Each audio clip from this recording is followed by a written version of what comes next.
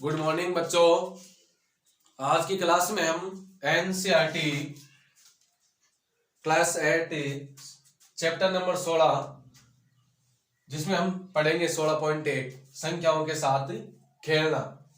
एक दोस्तों मैं आपको बात बता देना चाहता हूं कि जो ये क्लास है इस क्लास को आप स्टार्ट से लेकर लास्ट तक देखना है, तभी आपको सारे क्वेश्चन सही तरीके से समझ में आएंगे।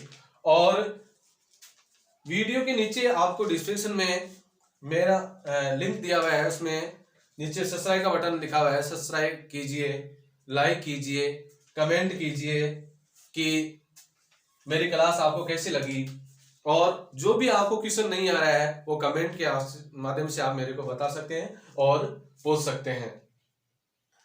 ठीक है, अब चलते हैं हम क्वेश्चन की ओर। तो फर्स्ट क्वेश्चन है 3A2 5। अब इसके आंसर आने चाहिए, मतलब यहां बी आना चाहिए, यहाँ पे 2 आना चाहिए।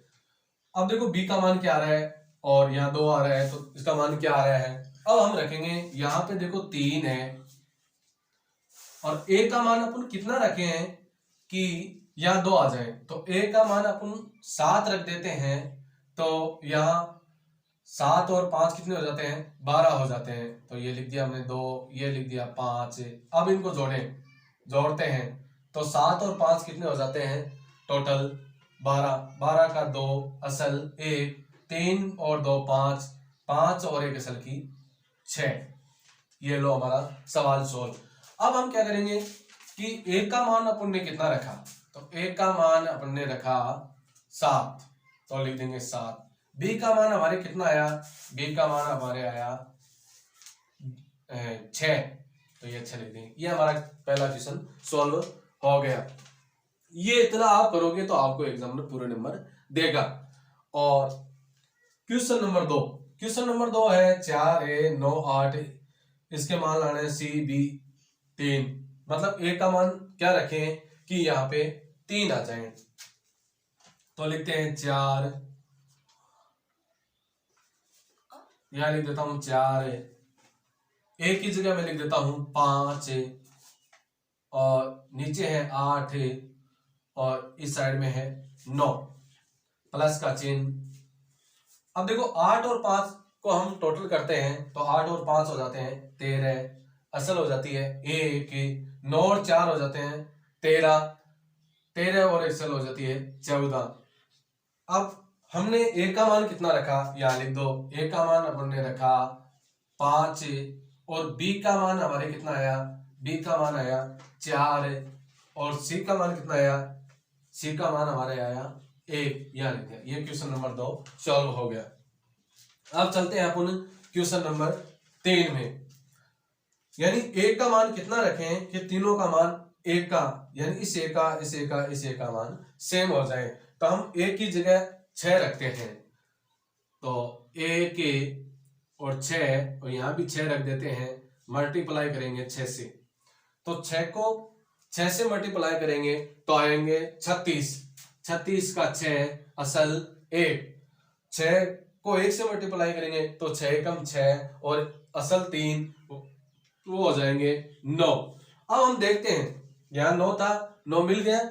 ऐसे ही हम इन संख्याओं को देखना है कि ये आंसर में मिल रही है या नहीं रही है, मिल रही है, और मान वही रखें जो संख्या नीचे आंसर में मिल रही है, वरना हमारा क्वेश्चन गलत हो जाएगा। अब देखो ए बराबर मैंने कितना मान रखा, 6 रखा, यहां लिख दिया मैंने 6, और कोई बी नहीं है, सी नहीं है। ठीक है, चलते हैं अगले क्वेश्चन नंबर 4 में। क्वेश्चन नंबर 4 है, क्वेश्चन नंबर 4 में ए बी 3 7, मतलब जो यहाँ ए है इस एम का मान और इस ए का मान सेम आना चाहिए। तो हम बी की जगह कितना रखें, तो हम बी की जगह अगर 5 रख देते हैं तो 7 और 5 कितने हो जाते हैं, 12, असल हो जाती है ए की। यहाँ 2 है, इस ए का मान 2 आया तो इस ए का मान भी 2 होगा, तो 3 और 2 कितने हो गए, 5, 5 और 1 असल कितनी हो जाती है, 6। इसका मतलब ये लॉजिक हमारे काम कर रही है। तो ए का मान रख देते हैं अपन 2, बी का मान रख दिया 5 और नीचे 3 है और 7 है।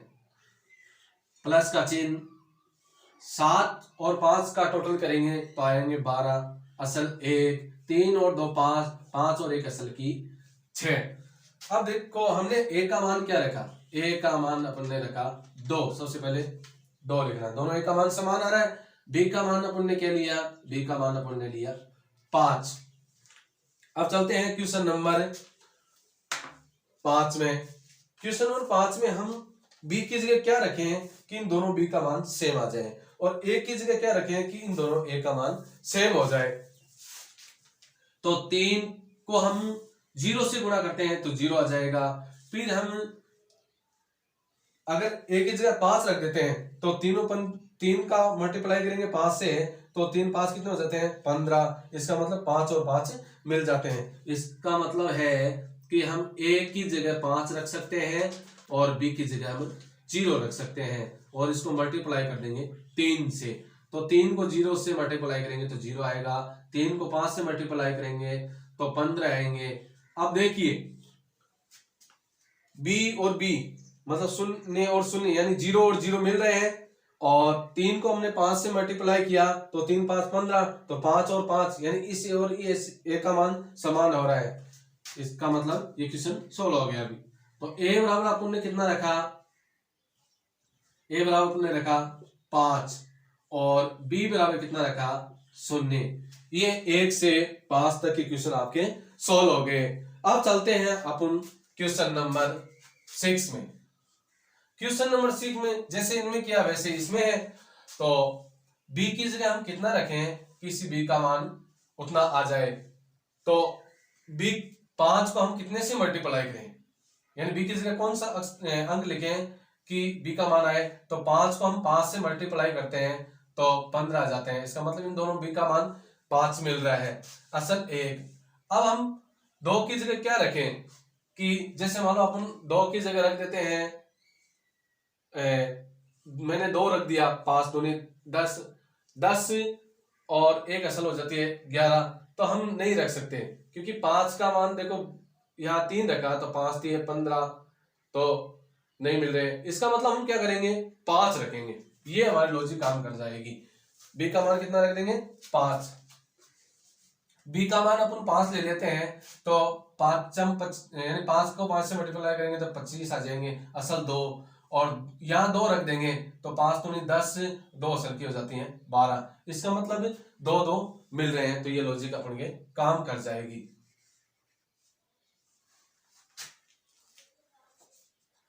तो ए की जगह रख देते हैं 2 और बी की जगह रख देते हैं 5, और नीचे 5 है ही, और इनको मल्टीप्लाई करेंगे तो 5 को 5 से मल्टीप्लाई करेंगे तो 25 आएंगे, असल 2।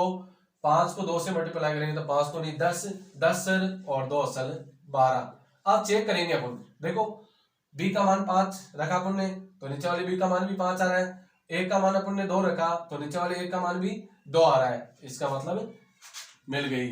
तो ए बराबर अपन ने कितना रखा 2 रखा, और बी बराबर अपन ने कितना रखा, बी बराबर अपन ने रखा 5। ठीक है, क्वेश्चन नंबर 6 सोल्व हो गया। अब हम चलते हैं क्वेश्चन नंबर 7। क्वेश्चन नंबर 7 में बी का मान कितना रखें कि यहाँ बी का मान सेम आ जाए, यानी तीनों बी इन चारों बी का मान सेम आना चाहिए।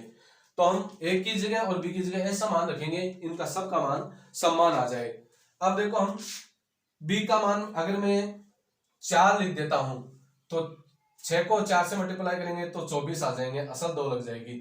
अगर हम ए का मान 7 रख देता हूं तो 6 7 हो जाते हैं 42, 42 और 2 असल कितने हो जाती हैं 44। इसका मतलब ये लॉजिक काम कर जाएगी।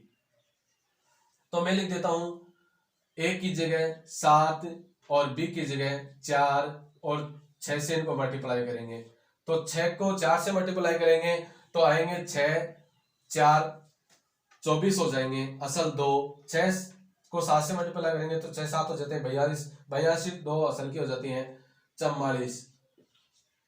ये लो, तीनों बी का मान सेम आ रहा है, इस बी का मान भी सेम आ रहा है। तो अपन ने ए का मान कितना रखा 7 रखा, और बी का मान कितना रखा अपन ने, बी का मान 4 रखा, यानी बी की जगह अपन ने ये 4 रख दिया। अब चलते हैं क्वेश्चन नंबर 8 में। क्वेश्चन नंबर 8 में इन दोनों b का मान सेम आना चाहिए। तो हम यहाँ कितना रखें, जैसे मान लो मैं यहाँ पे 9 रख देता हूं, तो यहाँ पे मैं 9 रख देता हूं, तो 9 और 1 कितने हो जाते हैं 10, असल हो जाती है 1 की।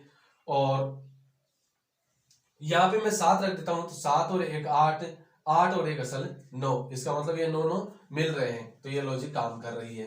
तो एक की जगह मैं रख देता हूं 7, और ये एक है ही, और एक पहले से है, और b का मान रख देता हूं मैं 9।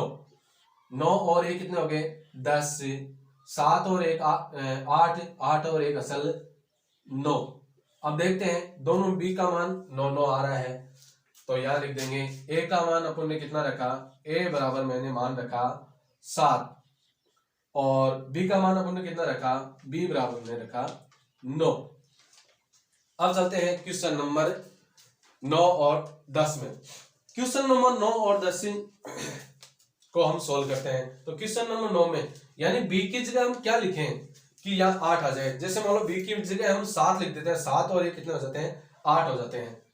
फिर है अब b का मान यहाँ 7 रखा, तो यहाँ भी 7 होगा, तो 7।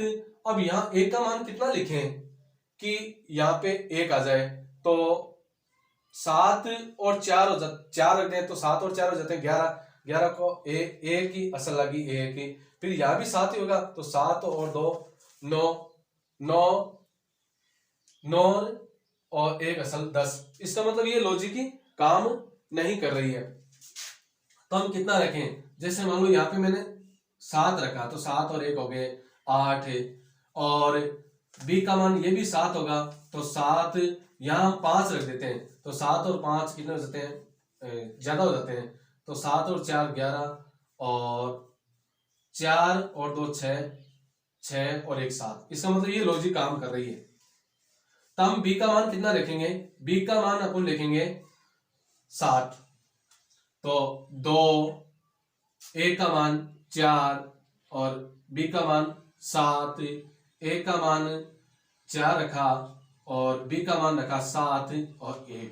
अब देखते हैं सॉल्व करके, 7 और 1 और जाते हैं 8, मिल रहा है 8, 7 और 4 11, यानी टोटल इन दोनों का कितना होता है 11, 11 का 1 असल लगी 1, 4 और 2 6, 6 और 1 असल 7। अब चेक करते हैं जहां जहां b लिखा है वहां पे 7 आया है क्या। देखो यहाँ b लिखा है 7 है, 7 रखा अपन ने, ये b का मान भी 7 है, इस b का मान भी 7 है। a का मान देखते हैं दोनों का सेम है क्या, तो इस a का मान भी 4 है, इस a का मान भी 4 है, इसका मतलब ये सही है।